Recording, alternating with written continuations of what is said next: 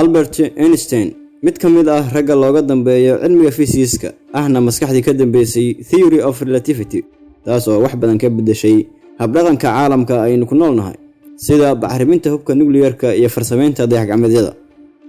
muuqaalkan waxaan kula wadaagayaa xogo la yaab leh oo intiina badan aan ka ogeyn ninkan lagu magacaabo Einstein.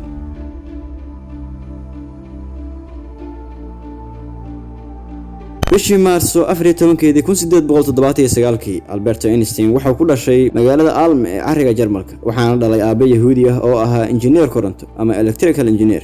Einstein markii uu yaraa ayaa aabihiis waxa uu keenay qalabka jiheeyaha ah oo loo garan og yahay kambaska si uu ugu ciyaaro. Albert Einstein wuxuu ka helay sida cirbadka yar ee ku jira gudaha kambaska uu dhaqaaqayo waxaana la aaminsan yahay inay tahay halka uu ka bilaabay fikirkiisa fiisigiska. Albert wuxuu ka tanaasulay dhalashadiisii Jarmalka markii uu ahaa 16 jir. ilmanimadiisii Albert Einstein wuxuu nacbaa wadaninimada noocay doontaba ha ahaatee wuxuuna door biday inuu noqdo muwaadin adduun halkii uu ahaan lahaa muwaadin wadan. markii uu ahaa 16 jir wuxuu ka tanaasulay muwaadinimadiisii Jarmalka wuxuuna muddo badan ahaa mid aan dhalasho wadan haysan ilaa uu noqday muwaadin Swiss ah sanadii 1901.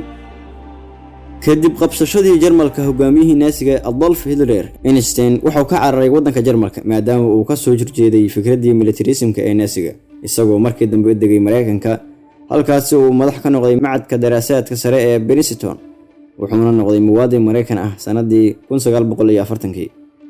Einstein wuxuu saaxiibtinimo adag la lahaa ninka lagu magacaabo aabaha dagaalka kiimikada Fritz Haber wuxuu ahaa farmashiiste Jarmal ah wuxuuna aad uga caawiyay Einstein inuu shaqo ka helo magaalada Berlin wuxuuna kamid ahaa saaxiibada ugu dhow Einstein. Haber wuxuu ahaa Yahuudi laakiin wuxuu qaatay diinta Masiixiga wuxuuna saaxiibkiis Albert Einstein ku wacdiyay qaadashada diinta Masiixiga.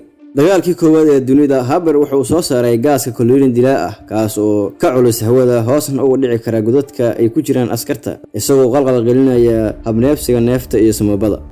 Albert Einstein wuxuu ahaa nin ay aad u leedahay xusuustiisa waxaana aad ugu adkaa inuu xusuusto magacyada dadka badankood iyo sidoo kale raqamyada mobilada. Albert Einstein wuxuu haystay 1427 bog oo faylka FBI-da ah.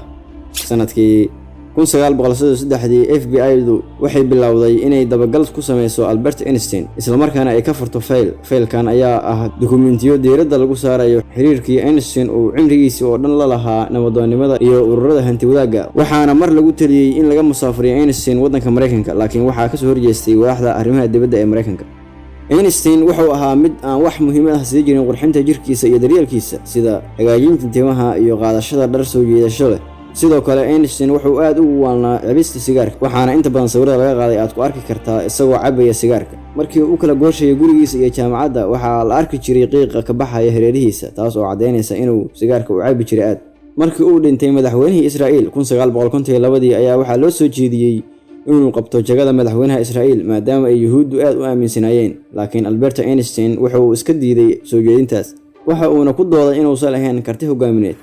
abaalmarintiisii ugu horeysay ee Nobel Prize waxa uu qaatay sanadkii 1921 kadib markii uu gacan ka geystay in la ogaado waxa lagu magacaabo photoelectric effect.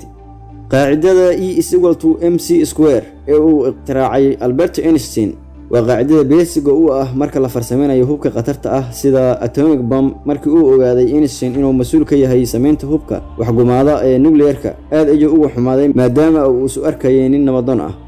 1955 ayuu geeriyooday Einstein kahor intii aan la goyn meedkiisa waxaa jirkiisa laga saaray maskaxdiisa iyo indhihiisa si baaritaan loogu sameeyo waxaana maskaxdiisa loo qaybshay 200 oo qaybood waxaana la ogaaday in maskaxda Einstein gaar ahaan qaybta qaabishan xisaabta iyo falanqaynta ay 15% ka weyn tahay midda dadka caadiga ah waxaana maskaxdiisa Einstein la dhigay madxaf ku yaala Philadelphia iyadoo ku jirta dhalo. sidoo kale indhihii Einstein waxaa lagu keediyay sanduuq yaala magaalada New York